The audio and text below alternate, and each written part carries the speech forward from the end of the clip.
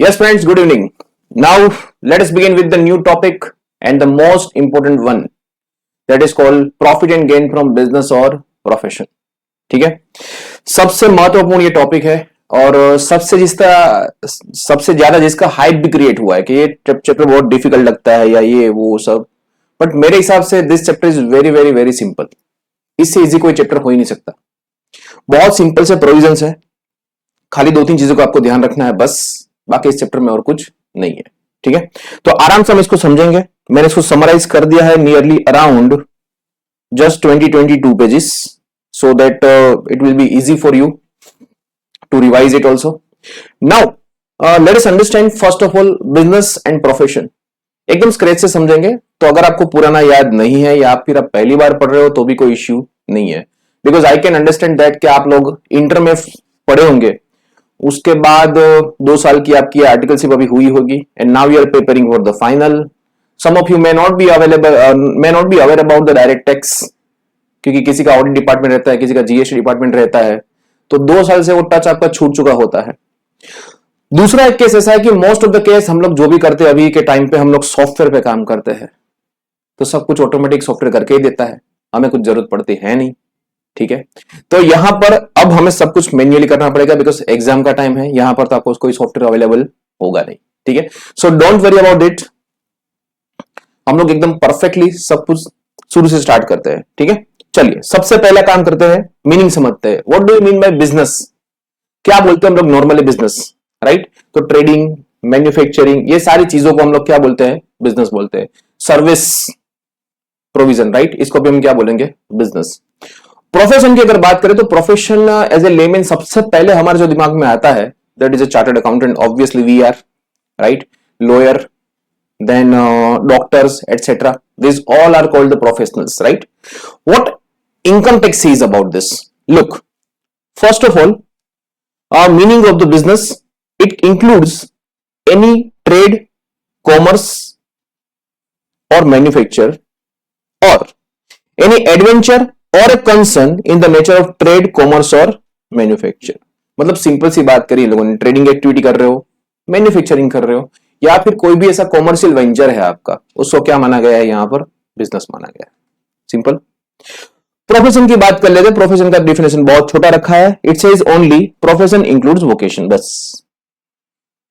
अब यहां पर जैसे मैंने आपको बताया कि एज ए लेमैन हमारा दिमाग में होता है प्रोफेशन मतलब chartered accountants, doctors, lawyers, etcetera, मतलब एकदम पढ़े लिखे लोग, ऐसा बात हमारे दिमाग में रहता है. But it is not the case.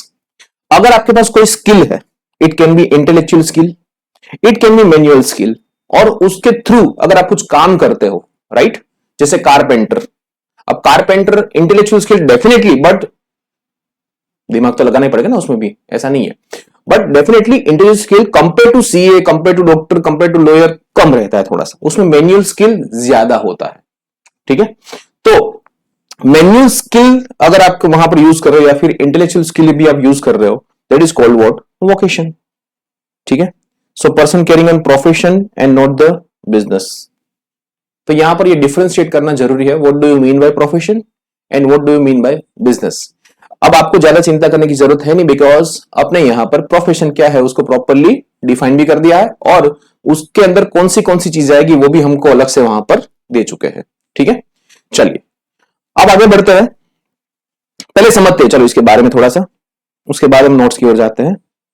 Look, profit की बात करें तो हम लोग प्रॉफिट कैसे कंप्यूट करते हैं? बहुत सिंपल से टाइप है एकदम, कि हम लोग sir profit and loss account बनाएंगे, उसमें क्रेडिट साइड पर सारी इनकम लिखेंगे और डेबिट साइड पर सारे एक्सपेंडिचर लिखेंगे, और जो डिफरेंस निकला that is our profit. Fine, ये बहुत सिंपल सा रूल हो गया. अकाउंटिंग हम लोग जो करेंगे वो हम लोग फॉलो करेंगे अकाउंटिंग प्रिंसिपल के हिसाब से. ठीक है, जैसे अकाउंटिंग स्टैंडर्ड, इंड एस जो हम लोग फॉलो कर रहे हैं, हम लोग उसके हिसाब से पूरा अकाउंटिंग करेंगे, उसके हिसाब से इनकम को रिकॉग्नाइज करेंगे, उसके हिसाब से हम लोग क्या करेंगे? एक्सपेंस को डेबिट करेंगे. लेकिन इनकम टैक्स यहां पर बोलता है कि भाई देखो, तुम अपना अकाउंटिंग जैसे करना हो करो, हमें कोई इश्यू नहीं है. आप अपना इंड एस फॉलो करो, आप अपने एस फॉलो करो, आप अपने अकाउंटिंग प्रिंसिपल्स फॉलो करो, हमें कोई इश्यू नहीं है. लेकिन हम लोग आपको कुछ चीजें बता देंगे, आपको उसका ध्यान रखना है. कुछ एक्सपेंडिचर ऐसे है जो हमको मंजूर नहीं है, भले आपको अकाउंट्स को मंजूर हो लेकिन हमें मंजूर नहीं है। कुछ इनकम ऐसी है जो आपके अकाउंट्स के हिसाब से इनकम नहीं है बट हमारे हिसाब से है। कुछ एक्सपेंडिचर ऐसा है जो आपके अकाउंट्स के हिसाब से एक्सपेंडिचर नहीं है बट हमारे हिसाब से है। और कुछ इनकम ऐसी है जो आपके अकाउंटिंग के हिसाब से इनकम है लेकिन हम उसको बिजनेस की इनकम नहीं मानते, भले इनकम है बट बिजनेस की नहीं मानते। लुक, तो हमें क्या करना होगा कि ऐसा कोई भी चीज अगर हमने करी हो अकाउंटिंग के अंदर तो हमें उसको इनकम टैक्स के रूल के हिसाब से एडजस्ट करना पड़ेगा। मतलब हम हमारा प्रॉफिट एंड लॉस अकाउंट क्या करेंगे, एडजस्ट करेंगे। ठीक है। अब जैसे फॉर एग्जांपल हमने कोई एक्सपेंस डेबिट किया हुआ है अकाउंट्स के अंदर, प्रॉफिट एंड लॉस अकाउंट के अंदर, say for example donation expense. अब डोनेशन क्या हम लोग अकाउंट्स में डेबिट करते हैं? Answer is yes, as per accounts we debit the donation but as per income tax it is not allowed. Income tax बोलता है हम डोनेशन को खर्चा नहीं मानते। ठीक है, तो हमें क्या करना पड़ेगा? It is not allowed as per IT, तो हम अपना जो प्रॉफिट है उसको प्लस करेंगे। मतलब ये एक एडजस्टमेंट हुआ, हम अपना प्रॉफिट बढ़ाएंगे उससे। ठीक, दूसरी बात करते हैं। एक्सपेंस हमने डेबिट तो किए हुए हैं, सॉरी एक्सपेंस डेबिट नहीं किए हैं बट इनकम टैक्स बोलता है हम इसको अलाउ करते हैं। सबसे बेस्ट एग्जांपल अगर मैं आपको दे दूं यहां पर, so that is depreciation as per IT. This is the best example of this thing. Accounting fundamental से किए हुआ डिप्रिसिएशन वो नहीं मानते। आप लोग कंपनी के केस में एसएलएम यूज करते होंगे, डब्ल्यूडीवी यूज करते होंगे, वो बोलते हैं हमारा तरीका अलग है। हम कंपनी के केस में शेड्यूल 2 फॉलो करते हैं as per company act 2013। Income tax बोलता है आपको जैसे करना हो करो, हमारा तरीका अलग है। ठीक है, तो हमको इनकम टैक्स के हिसाब से डेप्री कंप्यूट करना पड़ेगा और हमारा वाला जो डेप्री हमने किया है यहां पर जो अकाउंट्स में डेबिट किया उसको हम वापस क्या कर देंगे? एड बैक कर देंगे। समझ में आया? मतलब क्या करना है आपको? पूरा प्रॉफिट एंड लॉस अकाउंट देखते जाना है, उसमें जो जो चीजें आपने करी है उसको आपको रिवर्सल करते जाना है। ठीक है, चलिए। Income credited as per accounts but income tax के हिसाब से वो बिजनेस प्रोफेशन की इनकम नहीं होती है। सर फॉर एग्जांपल जैसे अकाउंट, सेविंग अकाउंट या बैंक अकाउंट में हमको जो मिला हुआ इंटरेस्ट। अब देखो, हम लोग जब अकाउंटिंग करते हैं तब हम भेदभाव नहीं करते हैं। ठीक है, हम लोग उसको अदर इनकम में, प्रॉफिट एंड लॉस में क्रेडिट साइड लिखते ही है। ठीक है, तो ये हो गया हमारा इंटरेस्ट इनकम। अब interest income as per income tax क्या है? It is income from other sources, it is not a business profession. Sir क्या फर्क पड़ता है? इनकम तो इनकम होवे ना यार। देखो, इनकम टैक्स में सारे हेड्स का कंप्यूटेशन अलग अलग है, सबकी मेथड अलग अलग है। दैट्स व्हाई यहां पर it is very very very important कि आप परफेक्ट हेड में अपनी इनकम को पार्क करो। ठीक है, जैसे rent income from the property. अब rental income from the property is a income of house property, it is not a business income. But sir क्या फर्क पड़ेगा? हाउस प्रॉपर्टी का कंप्यूटेशन अलग है, वहां पर आपको स्टैंडर्ड डिडक्शन 30% फ्लैट दिया जा रहा है, यहां पर अपनी मर्जी चाहो जितना खर्चा ले सकते हो। ठीक है, उस पर भी एक अमेंडमेंट आया है इस बार, वो भी हम लोग डिस्कस करेंगे अभी। ठीक है, तो जो हेड की इनकम जहां पर है वो वहां पर पार्क होनी जरूरी है। अगर आपने उसको क्रेडिट किया हुआ है तो आप उसको हटाओ, तो आपका यहां पर ये चीज माइनस होगा, लेस करना पड़ेगा आपको, मतलब आपकी इनकम उतनी घटेगी। डन। फिर कुछ ऐसी इनकम है जो आपने क्रेडिट नहीं करी है बट वो बिजनेस प्रोफेशन के अंदर क्या होती है? टैक्सेबल होती है। फॉर एग्जाम्पल, मान लो मेरे को कोई कस्टमर है, मेरा बिजनेस है बहुत बड़ा,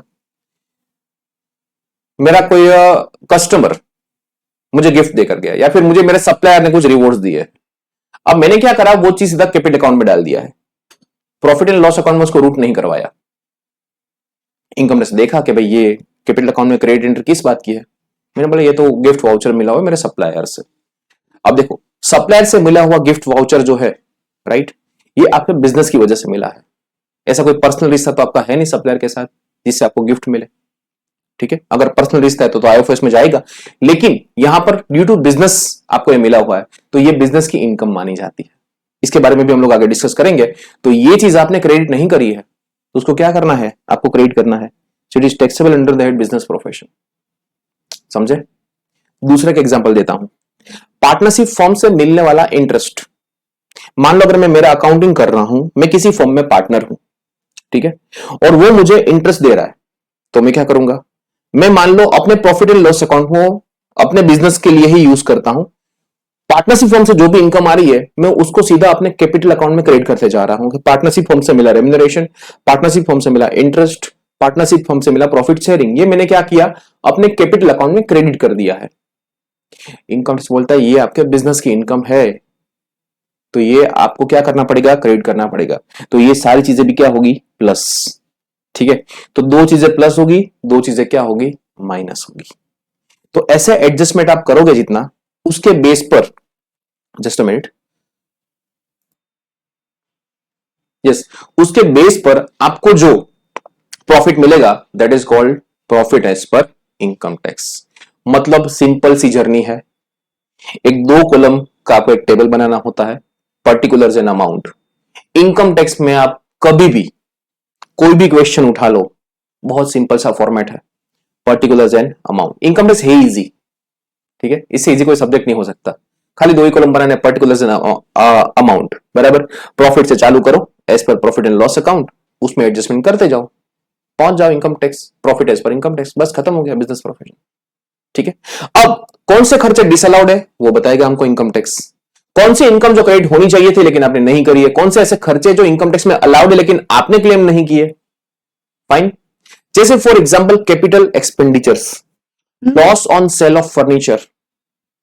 अब एज पर अकाउंटिंग ट्रीटमेंट हम क्या करते हैं, इसको हम लोग डेबिट करते हैं प्रॉफिट एंड लॉस अकाउंट में, लेकिन इनकम टैक्स मना करता है, because it is your capital loss, so ये जाएगा कैपिटल गेन के हेड में। ठीक है, gain on sale of property, ये भी क्या हुआ, कैपिटल गेन है। ठीक है, अगर एज पर अकाउंटिंग प्रिंसिपल हम क्या करते हैं, इसको क्रेडिट करते हैं अकाउंट्स में, नहीं होगा ये कहां जाएगा, कैपिटल गेन के अंदर। समझे, इतना क्लियर हुआ। चलिए अब आगे बढ़ते हैं। एक्सपेंसेस में मान लो कई बार ऐसा होगा कि एक तो आपको एक्सप्रेसली बोल दिया है कि ये वाला खर्चा आपको अलाउड है और ये वाले खर्चे आपके डिसअलाउड है, इनकम टैक्स ने क्लियरली बोल दिया है। ठीक है, कि ये खर्चा अलाउड है, ये डिसअलाउड है। बट कई बार ऐसा होगा कि भाई देखो यार, पूरा लिस्ट तो बना नहीं सकते ना, क्योंकि अलग अलग बिजनेस में अलग अलग टाइप के खर्चे होते हैं, आप कितने एक्सपेंस को डिफाइन करोगे इधर। सो यहां पर ऐसा भी बोला गया है कि अगर अकाउंटिंग प्रिंसिपल के हिसाब से अगर आपने कोई खर्चा डेबिट किया हुआ है या फिर बिजनेस एक्सपीडियंसी हो, बिजनेस की रिक्वायरमेंट हो और आपने वो खर्चा किया है, so this is only for the purpose of business, then you can debit it to profit and loss account and this is allowed as an expenditures. Okay, and the expenditure must be of the relevant previous year, जिस साल में खर्चा हुआ उसी साल में आपको ये अलाउड होगा। ठीक, समझ में आया। तो ये सारी चीजों को हमें ध्यान में रखना है। चलिए अब वन बाय वन डिस्कस करते हैं क्या क्या चीजें इसके अंदर हमें पढ़नी है। So first of all let's go for the notes. क्या बोलता है, ओनली रेवेन्यू नेचर इनकम और the expenditure shall be considered under this head, जो मैंने आपको बताया वही कि अगर आपको कोई प्रॉपर्टी बेचते टाइम लॉस हुआ है तो this is capital in nature, so it should not be considered under the PGBP, right, it should be taken as a capital gain या फिर capital loss. It is not necessary to carry on activities for a considerable length of time, even a single or isolated transactions entered into with the idea of making profit would be a business। तो जरूरी नहीं है कि आप continuously वो activity करते रहो। मान लो हर साल में एक आध कोई बिजनेस करता हूं, मान लो जैसे दिवाली आई बराबर, अभी यहां पर क्रैकर्स सुप्रीम कोर्ट मना करता रहता है लेकिन हम सुनते हैं नहीं वैसे भी, ठीक है, और हम लोग पटाखे यहां पर जलाते हैं। अब मान लो मैंने क्या करा कि दिवाली के टाइम पे मैं क्रैकर्स का बहुत होलसेल में बिजनेस करता हूं, मानना है ये सब चीजें जो मैं आपको बोल रहा हूं, हाँ बहुत सारी चीज सही नहीं होती, मैं जस्ट खाली मानने के लिए बोल रहा हूं। तो मैंने क्या करा कि जो फैक्ट्रीज होती है वहां से मैंने बहुत बड़ा ऑर्डर किया, 1 आध करोड़ के ऑर्डर कर दिए और वहां पर ये सारे डिस्ट्रीब्यूटर को मैंने बांट दिया 1 करोड़ 20 लाख में, 20 लाख का फायदा। ठीक है, चलिए तो ये भी क्या हुआ, it is also venture, right, in terms of commerce, right, तो ये भी क्या हो गया, एक टाइप का बिजनेस हो गया। ये जरूरी नहीं कि मैं पूरे साल करता रहूं, even one time activity can also be considered as not necessary but can be treated as a business income. Fine. चलिए, the object of profit must be inherent in the transactions, although the ultimate result may be loss. Sir profit and gain की बात हो रही तो हमें जब profit है तभी एसेस करना है कि लॉस को भी एसेस करना है? लॉस को भी एसेस करना पड़ेगा, ये आपके फायदे के लिए है। देखो जैसे प्रॉफिट होगा इनकम टैक्स आपके पास से टैक्स लेगा, लेकिन लॉस होने पर ये आपको रिफंड तो नहीं देगा ना, कि चलो भाई सामने इस बार तुम टैक्स ले लो थोड़ा सा, ऐसा तो पॉसिबल होगा नहीं ना, राइट? तो उस केस में क्या होगा, लॉस आपको संभाल के रखना है कि जब आगे जाके तेरे को प्रॉफिट होगा मैं लॉस तेरे को सेट ऑफ करके दे दूंगा, ठीक है? तो यहां पर it can be a loss, तो लॉस को भी हमें क्या करना है, कंप्यूट करना है। The profit of each distinct business must be computed separately and but the chargeable under this head is not separate income of every distinct business but the aggregate profit। मतलब क्या करना है आपको, सिंपल सा हिसाब है, बिजनेस 1 का profit, business 2, business 3, business 4, ऐसे आपके जितने भी कारोबार है इन सब का क्या करो, एग्रीगेट टोटल करो, और वो इनकम यहां पर क्या करनी है आपको, यहां पर शो करनी है, ठीक है? मतलब सारे बिजनेस को एग्रीगेट करके जो अल्टीमेट रिजल्ट निकला, it can be net loss, net profit, कुछ भी हो जाए, वो आपको यहां पर डिस्कस करना है, कंप्यूट करना है। Illegality of a business profession or a vocation does not exempt its profit from the tax. Revenue is not concerned with the taint of illegality of the income or its source. Illegal income is also taxable. अब मान लो घर पे red पड़ी आपके, ठीक है, और 5 करोड़ रुपए मिले कैश। आपने बोला यार किस बात का पैसा है ये बोला हमने किडनैप किया था, फिरौती का पैसा है, ठीक है? तो आपने बताया क्यों नहीं, बताना थोड़ी होता है ये सब चीजें, ठीक है? तो ये वैसे भी डिक्लेयर करने की बात नहीं होती ना। अब ये हुई लीगल इलीगल इनकम। अब इनकम टैक्स ने यहां पर भेदभाव किया है, illegal income is taxable but illegal expenditure is not allowed, ठीक है? वो आगे चल के पढ़ेंगे हम लोग सेक्शन 37 के अंदर। तो इलीगल इनकम है, जैसे आपने जैसे बताया फिरौती का पैसा आपको मिला हुआ है, पुलिस वाले ने आपको पकड़ा, इनकम टैक्स वाले ने भी आपका वहां पर पहुंच गए कि लाओ भाई हमारा हिस्सा पहले दे दो, ठीक है? आप जो भी काम करते हो चाहे वो लीगल हो या इलीगल हो, हमारा हिस्सा भूलना मत, 30% हमें चाहिए ही चाहिए, हमेशा उसका एक हिस्सा निकाल के रखना, ठीक है? चलिए, तो illegal income is also taxable. अब प्रॉफिट एंड गेन की बात करें, चार्जिंग सेक्शन, सबसे पहले सेक्शन 28 अब ये बताता है कि इस हेड के अंदर कौन सी इनकम टैक्सेबल होगी। तो बाय डिफॉल्ट सबसे पहले आता है प्रॉफिट ऑफ द बिजनेस, ठीक? So it is a profit and gain of the business और प्रोफेशन, ये तो इनकम इसी बात की है गई। दूसरा है एनी कंपनसेशन और एनी अदर पेमेंट ड्यू और received by person for change और टर्मिनेशन ऑफ द कॉन्ट्रैक्ट और मैनेजिंग कंपनी। सिंपल सा आपको मैं समझा देता हूं ये बोलना क्या चाहता है। मान लो अहमदाबाद में मैंने कोई कंपनी का एजेंसी लेकर रखा है और मैंने उसको बोला कि भाई पूरे अहमदाबाद में I am the only person who can distribute your products, मेरे अलावा और कोई बंदा नहीं होना चाहिए। उसके अकॉर्डिंगली हम दोनों के बीच में कॉन्ट्रैक्ट हुआ, ठीक है? अब क्या हुआ कि आफ्टर सर्टेन ईयर्स, 1 और 2 ईयर्स, उसने एक नया डिस्ट्रीब्यूटर अपॉइंट किया मेरी जगह, मतलब उसको हाफ ऑफ द पार्ट उसको संभालने को दे दिया। अब यहां पर क्या हुआ कि जो हमारा कॉन्ट्रैक्ट था कि भाई पूरा अहमदाबाद अकेला मैं डिस्ट्रीब्यूट करूंगा, उसमें चेंज आए। अब उस चेंज की वजह से फॉर एग्जांपल मुझे लॉस हो रहा है कि भाई पहले मैं पूरा अहमदाबाद मैनेज कर रहा था, अब आप मेरे को अहमदाबाद पूरा मैनेज करने नहीं दे रहे हो, half of the area is only for me, उसकी वजह से मुझे नुकसान हो रहा है।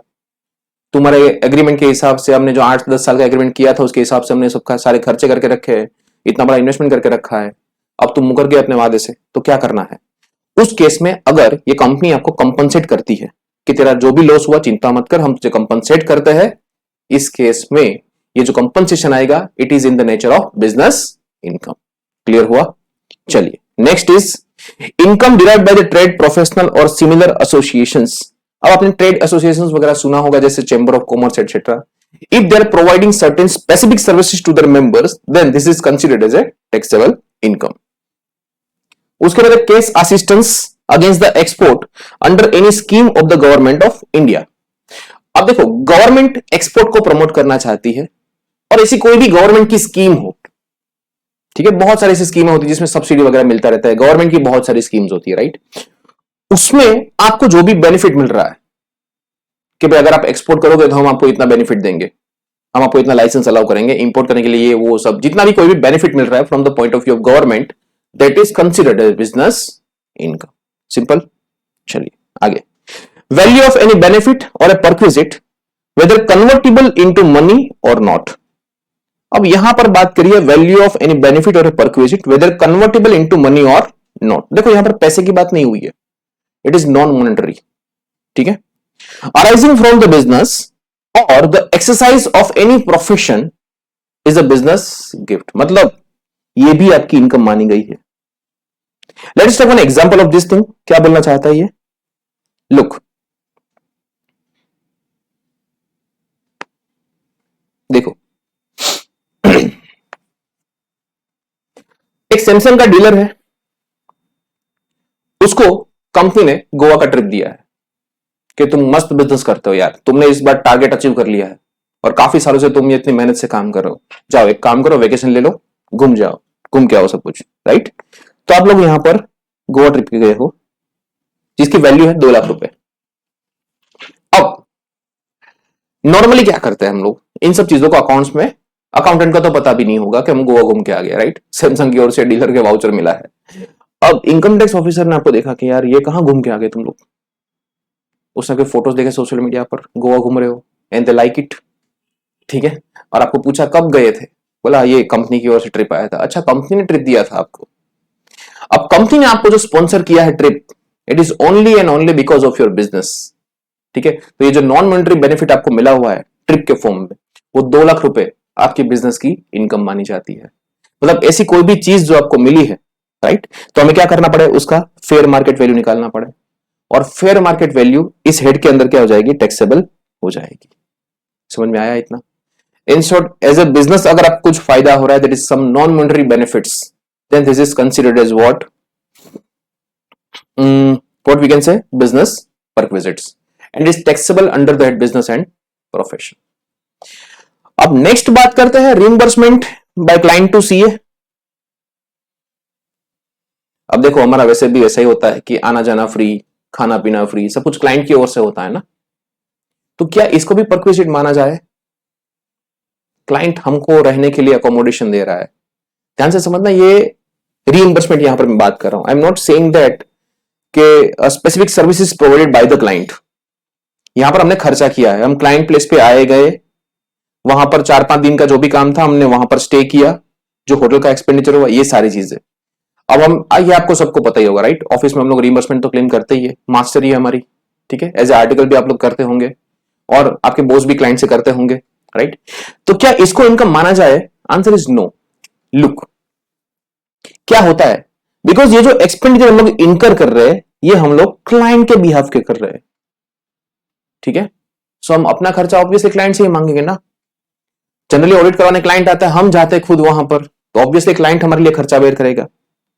It is out of pocket expenditures, right, and it is just reimbursement. यहां पर हमें कोई एक्स्ट्रा मॉनेटरी बेनिफिट नहीं मिल रहा है इससे, हमें कौन सा फायदा हो गया इसमें? कुछ नहीं, right. It is just expenditure that what we have incurred, और उसके बदले हमें वापस उसका रिइंबर्समेंट मिला है। So this is not considered as a business trip, और sorry, it is not considered as business gift. तो reimbursement is not expend, it is not a income to be considered, right. समझ में आया? हाँ, if some other facilities is provided by the client that is apart from this reimbursement and all, then we can consider it as a what, business income.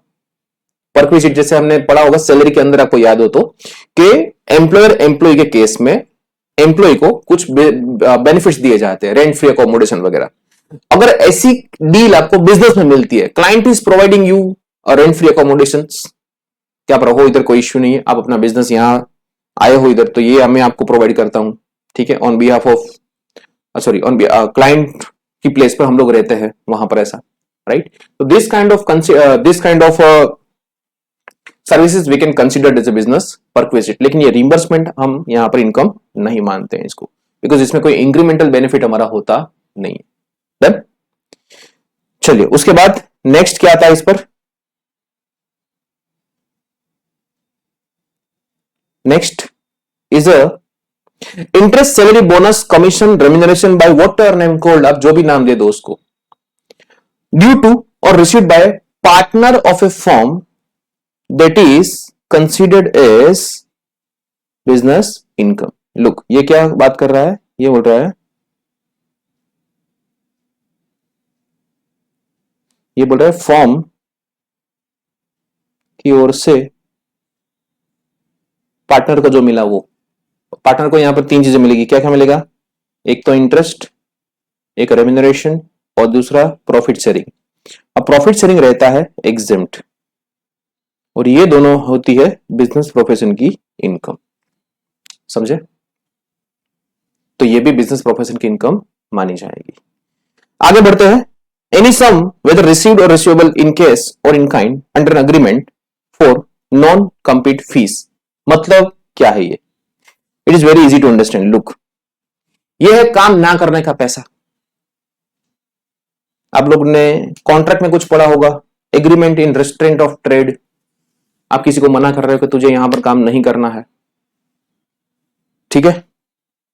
मान लो मैं coaching class चलाता हूं इधर, अब किसी और को लगा कि यार ये नाम तो तेरा बहुत अच्छा हो गया, ये वो सब, उसने गुडविल के साथ मेरा क्लासेस का पूरा बिजनेस खरीद लिया। अब नेक्स्ट डे पर मैंने क्या किया, नेक्स्ट डे पर जो मेरे करंट क्लासेस थे उसके बाजू वाला एक ऑफिस लेकर मैंने वहां पर अपने क्लास चालू कर दिया वापस, और मैं दरवाजे पे बैठा हूं ऐसे ही, आप सबको मैं दिख रहा हूं।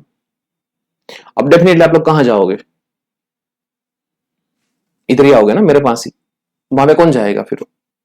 समझ में आया? अगर आपको पता चले कि भाई मैं तो इधर नहीं इधर हूं, फाइन, तो आप लोग इधर ही आओगे सब कुछ। अब उस बेचारे ने इतना खर्चा किया, गुडविल के साथ मेरा बिजनेस खरीद लिया, अब उस केस में क्या होगा? उसको नुकसान हो जाएगा। अब वहां पर वो मेरे से एग्रीमेंट करता है कि देख भाई, इस एरिया से 10 किलोमीटर तक रेडियस में कहीं भी तू क्लासेस नहीं चलाता होना चाहिए। आ जा सकता है लेकिन क्लासेस के नाम पर यहां पर किसी को तू पढ़ा नहीं सकता, ठीक है?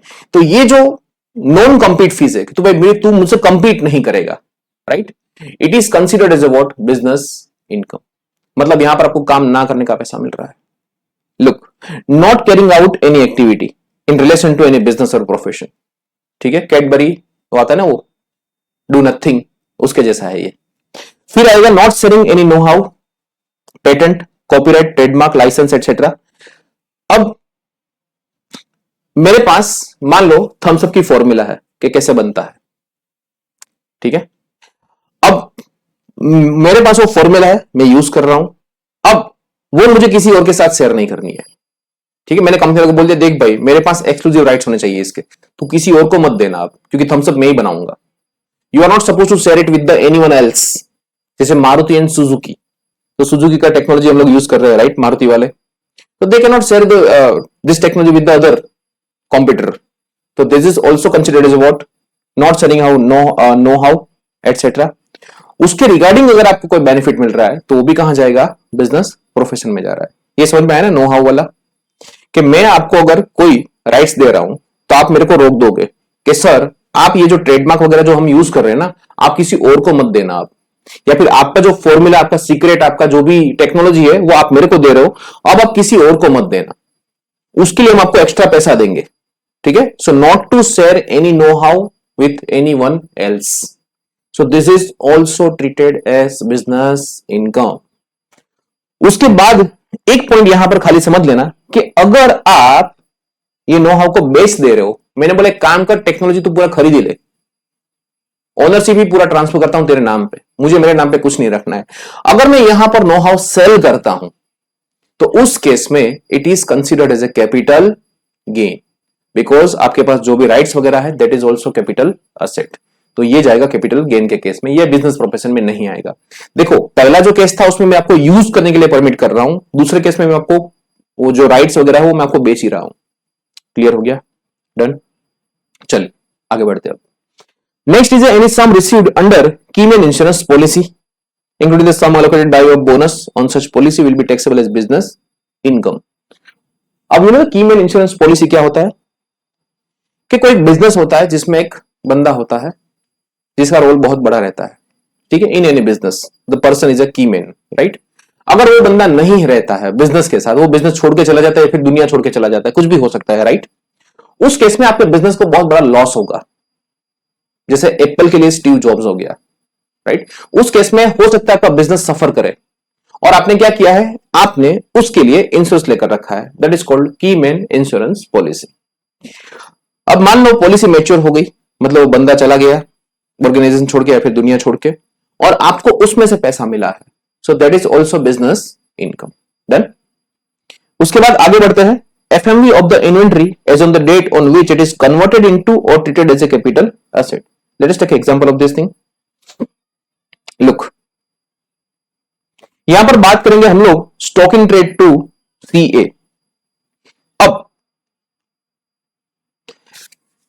आप जब बिजनेस करते हो, ठीक है, टिपिकली अगर मैं बात करूं रियल एस्टेट डेवलपर की बात करता हूं, आप जिस घर में रहते हो अभी करंटली, ये आपका कैपिटल असेट हुआ, बिकॉज ये बेचने के लिए नहीं है।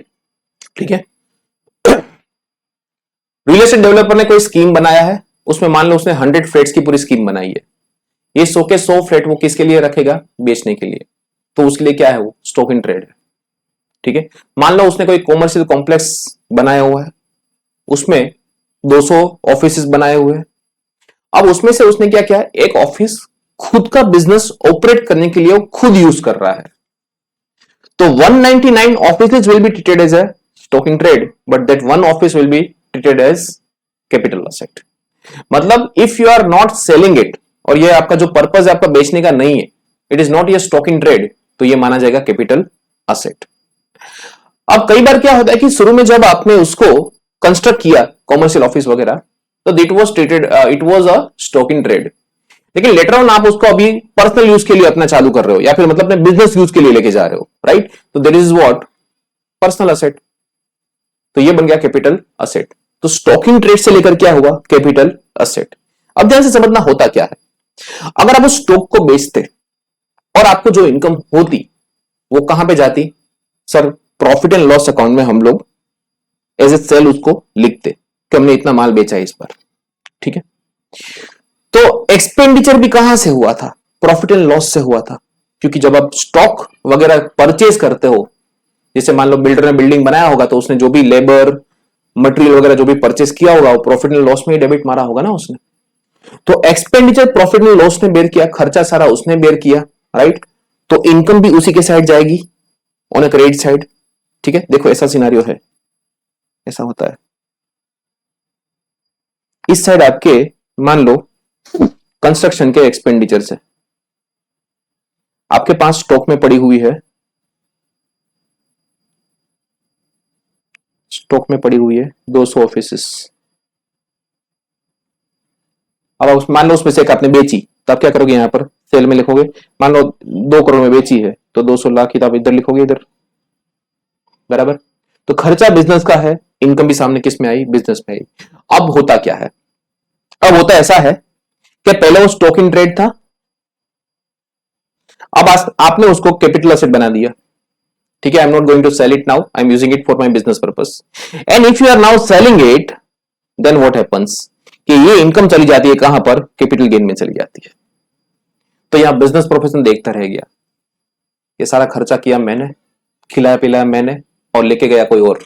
समझे? तो इस केस में यहां पर क्या होगा? आप इस केस में कि जिस दिन ये कन्वर्जन होता है स्टॉक इन ट्रेड से कैपिटल असेट का कन्वर्जन जिस दिन होता है, उस दिन हम यहां पर कुछ इनकम को as a business income recognise करेंगे। ध्यान से समझना कैसे। लुक, जैसे मैंने आपको बताया रियल एस्टेट डेवलपर के बारे में, वैसे ही आपने ज्वेलर्स वगैरह देखे होंगे, ज्वेलरी जो बेचते हैं वो लोग। ठीक है।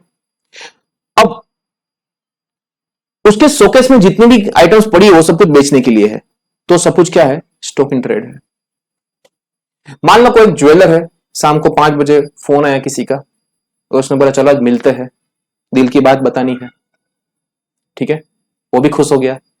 उसने क्या किया? शोकेस में से एक अंगूठी निकाली और अकाउंट में बोल दिया मैं लेके जा रहा हूं। So see, now this is not at all a stock in trade. Now वो अंगूठी खुद के लिए लेकर गया। लुक, क्या है? A gold jeweller is having a golden ring in a stock in trade. Now he is taken for his girlfriend, personal asset.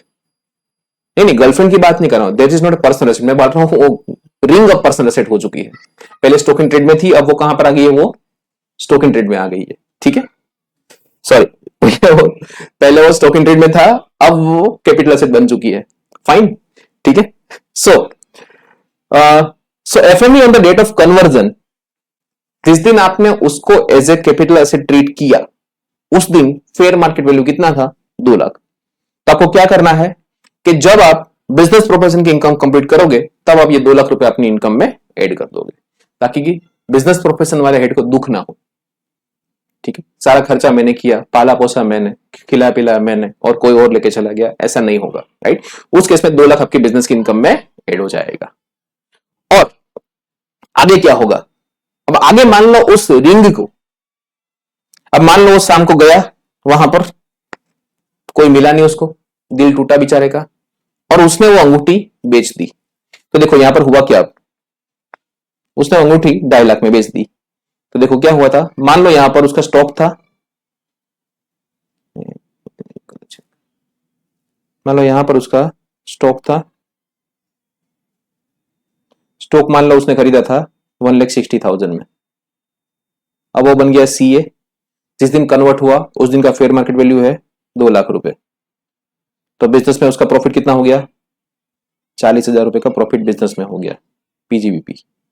ये इनकम रिकॉग्नाइज होगा, ये उसने एक्सपेंडिचर रिकॉग्नाइज किए हुए है, राइट। तो net profit is 40,000। Now what happens कि उसका बेचारा का दिल टूट गया है, now is selling it for 3 lakhs। तो इफेक्टिवली देखो क्या होगा, यहां पर 1 लाख का कैपिटल गेन होगा। अब ऐसा ट्रीटमेंट आएगा, तो दोनों में इनकम क्या हो जाएगी, बढ़ जाएगी। ठीक है, वरना क्या होता है, वो पूरा का पूरा प्रॉफिट वहां चला जाता। डन, चलिए अब नेक्स्ट। सो यहां पर हमने डिस्कस कर लिया पॉइंट नंबर 9। पॉइंट नंबर 10 हम लोग बाद में डिस्कस करेंगे, that is all about scientific research. Done, इतना क्लियर हुआ। चलिए अब बात करते हैं मेथड ऑफ कंप्यूटेशन, कैसे कंप्यूट करना है। तो मैंने आपको ऑलरेडी वो शुरू में डिस्कस कर चुका हूं मैं, कि आपको शुरू करना है आपके प्रॉफिट एंड लॉस अकाउंट से। उसमें आपको ऐड और लेस करते जाना है। आपके जितने भी खर्चे हैं जो डेबिट किए बट डिसअलाउड है, या फिर आपकी इनकम टैक्सेबल है वो क्रेडिट नहीं करी है, इन सब सारे एडजस्टमेंट करके आप लोग कहां पहुंचोगे, taxable profit under that PGBP. ठीक है, क्या चीजों को ध्यान में रखना है, consideration of the general commercial principles को आपको ध्यान में रखना है, कि whether it is commercially viable expenditures और नॉट, बिजनेस के हिसाब से क्या खर्चा होना चाहिए था, नहीं होना चाहिए था, क्या ये सब चीजों को आपको ध्यान में रखना है इधर। डन, मेथड ऑफ अकाउंटिंग क्या रेगुलरली फॉलो करी जा रही है, उसी के हिसाब से करी जा रही है। अब कई बार ऐसा हो कि कोई आप एसएलएम फॉलो कर रहे हो, now you are selling WDV, कई बार आप रिकॉग्निशन अलग तरीके से कर रहे हो, sometimes you are treating is a different way. तो what is the method of accounting are there, उसको भी ध्यान में लिया जाएगा। There are some essential expenditure though neither expressly allowed और डिसअलाउड, जो मैंने आपको समझाया वैसा, कि कुछ एक्सपेंडिचर ऐसे है जो अलाउड या डिसअलाउड की कैटेगरी में नहीं आए हैं, कहीं भी उसका लिस्ट डाउन नहीं किया गया है, तो उसका क्या करेंगे हम लोग। तो उस केस में अगर वो बिजनेस एक्सपीडियंसी बनती है कि जरूरत है भाई बिजनेस की, तो उस केस में आपको वो अलाउ किया जा सकता है। ठीक, जैसे loss of stock by fire, revenue nature. ठीक है, देखो स्टॉक जल गया है तो वो रेवेन्यू नेचर है, लेकिन अगर आपकी कोई प्रॉपर्टी जली होती तो कैपिटल नेचर होता, तो that was capital loss, but stock by fire it is a revenue loss. ठीक है, look, so it was all about section 28 and 29। सो ये हमारा बेसिक हुआ बिजनेस एंड प्रोफेशन का। ठीक है, नेक्स्ट कहानी हम लोग बढ़ाते हैं नेक्स्ट टॉपिक नेक्स्ट लेक्चर में। ठीक है, तब तक के लिए मिलते हैं, गुड बाय।